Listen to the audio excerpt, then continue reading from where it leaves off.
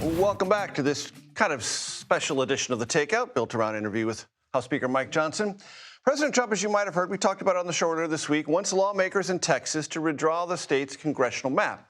That in hopes of increasing the number of Republicans sent to Washington from Texas, thereby, he hopes, protecting the House Republican majority. I asked Speaker Johnson about that idea. Listen. I want you to do a thought experiment for me. It is election night 2026. Yes. Are you celebrating or are you explaining? We're celebrating. What are you celebrating on election night 2026? I am very bullish on election night 26. I'm absolutely convinced we're going to grow the House majority. A lot of reasons for that. It's not groundless optimism. It's going to be the result of a lot of hard work. The fact that we're delivering on our promises to the people. We had a true demographic shift in the 2024 election. We had a record number of Hispanic and Latino voters, for example, Black and African American voters, Jewish voters, union workers, who came to the Republican Party who had not been there traditionally in large numbers before because they came with hopeful anticipation. And we're delivering. The One Big Beautiful Bill is a big piece of that. It's geared for lower and middle class, hardworking Americans. They will feel the effects of that before the midterm election in 2026. In addition to that, I think it's providential, but we have the most favorable election map that our team has had in decades. And what I mean by that is, as you and I are sitting here talking this evening, there are 13 House Democrats sitting in districts that President Trump won. There's another 21 of them sitting in districts he came within 5 points of winning. And it gives us an offensive opportunity because conversely, there's only 3 House Republicans sitting in Kamala Harris districts. So I like those odds. We're going to go out and target those seats that we can flip from blue to red. We're going to go out, run on our record. It's going to resonate with the people, and we're going to have a good night. Do you want Texas to draw, as President Trump has outlined, 5 more districts nominally Republican, or leave it as it is? Well, the jury's still out on that one. I mean, I didn't have What's your advice to Governor Abbott? Yeah, Governor Abbott. Well, they need to follow the law. They need to be fair. They have legal rights to do it. Supreme Court settled that. Of course, right. And I think they will do. I'm a fan of Governor Abbott. I think he's been a great governor there.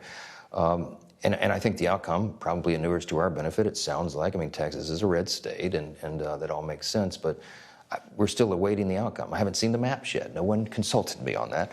But I am in charge of the whole map in a certain respect, in that I'm supposed to make sure that my party maintains the majority. I did that in 24, and I'll do it again.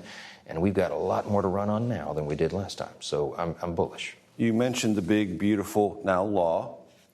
I want to cite some recent CBS News polling on that. 47% told us it will hurt. 28% said it will have not much effect on their lives.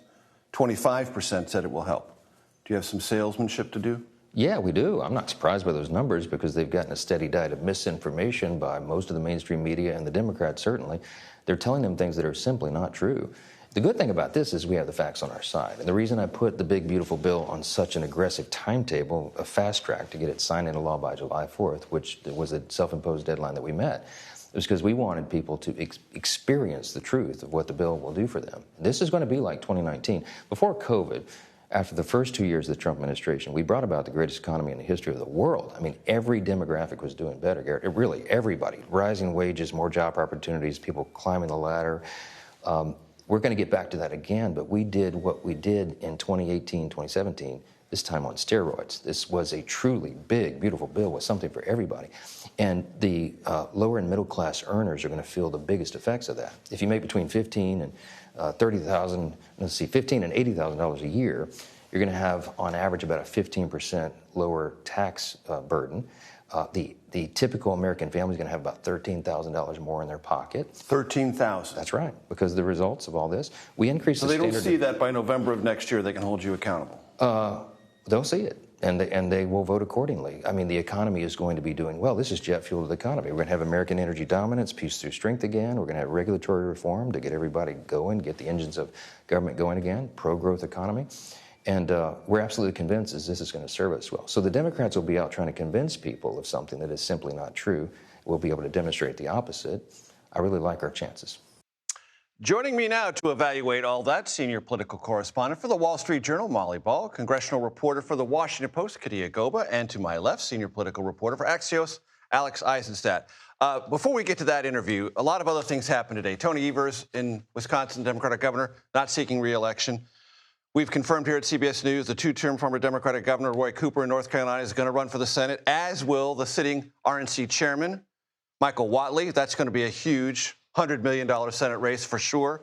And the Department of Justice sued New York City over sanctuary city policies. A lot of other things happen in the political and judicial space today. But, Molly, assess what you just heard from the speaker, how bullish he is, and this shower of money that's going to fall upon middle-class Americans before the midterms. Well, I would say, first of all, it is very much the speaker's job to be bullish about the elections, whether he believes it or not, right? I lived through many midterms when Nancy Pelosi was speaker, and she'd always say that they were going to win, even when it was well nigh impossible for that to happen. He's sort of got to be that cheerleader. So you have to take what he says with a grain of salt. I think, however, he is correct that Republicans' chances rise and fall on the strength of the economy.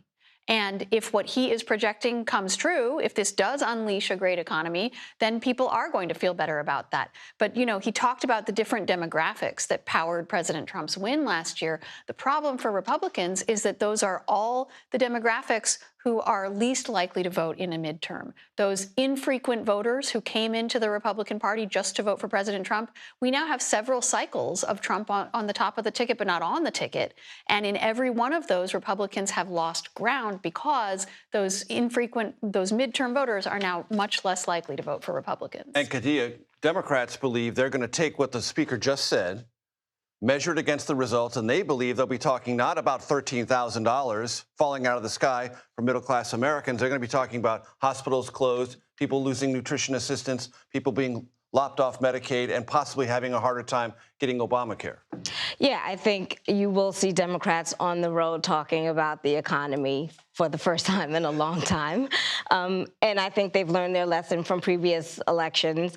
But I also, in the immediate future, I can't underestimate how much some of this Epstein stuff will play into the midterms as well, at least for the next immediate few weeks. You know, both Democrats and Republicans are home in August, so I imagine you'll see Republicans trying to promote the big, beautiful bill and Democrats trying to slam it.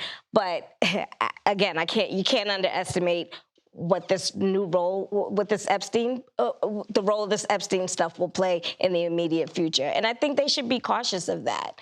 Alex, he's not wrong, the speaker, about the map and the number of Trump districts, Biden districts, and if things are blowing in their favor, possible victories that are reachable, at least in theory, for House Republicans. It's possible. And it's also possible that redistricting, we're seeing a kind of a national redistricting push among Republicans, not only in Texas, but also in places potentially like Ohio, maybe even Missouri. So this is kind of redistricting has emerged as a centerpiece of the Republican strategy to keep the House. I was fascinated by the speaker's kind of caution around it, though. He was not giving a blinking green light to Governor Abbott because he knows you redraw those lines, you might create vulnerabilities that don't currently exist. Right, and the Texas congressional delegation is not too happy about redistricting. Why? Because when you shift around voters, their districts become less favorable, less Republican, and so he's getting some kickback from the congressional delegation. Trump, of course, has played a role in getting Texas Republicans on board with the plan. Trump and the White House very much are being very aggressive with redistricting across the country because they see this as a way to keep the House. Molly, one other quick thing the speaker told me, which is tariffs, when they come into full effect, are not going to be inflationary. And even if they are, the other economic benefits will overwhelm that. That's a pretty big bet, politically and otherwise. It's the only bet that they can make at this point. It's clear that the tariffs are not going to completely go away. I think we're now at about a 15% average rate, which is... And they could still go up, depending on what deals get on made, average, right? Yeah. At the same time, you have seen the markets stabilize since that early sort of turmoil provoked by the tariff roller coaster. We have not seen inflation skyrocket by any means. It's remained pretty much steady, only ticking up a little bit. So I think that has given a lot of traditional conservatives who are against these tariffs pause to say, well, wait a minute, maybe we don't know for sure that this is going to unleash an inflationary spiral. Of course, if it does, that would be bad for Republicans. And Kadia, you mentioned Epstein because it really has created some cracks in the House Republican unity. Yeah, it really has. Again, lawmakers, Republicans in particular, have to go home for, 5 weeks now? And they have to hear from their constituents about how unhappy they are about the files not being released, et cetera. Now, whether that has staying power all the way up to closer to the midterms, that's a different story. But, you know, one could argue that it might encourage some of the base that would vote in those primaries to stay home or express some disinterest. At minimum, it creates a sort of pall over what they hoped would be a summer of celebration for other legislative activities. Molly Ball, Distraction. Kadia Goba, Alex Isenstadt, thank you very much for being here. Appreciate it very much.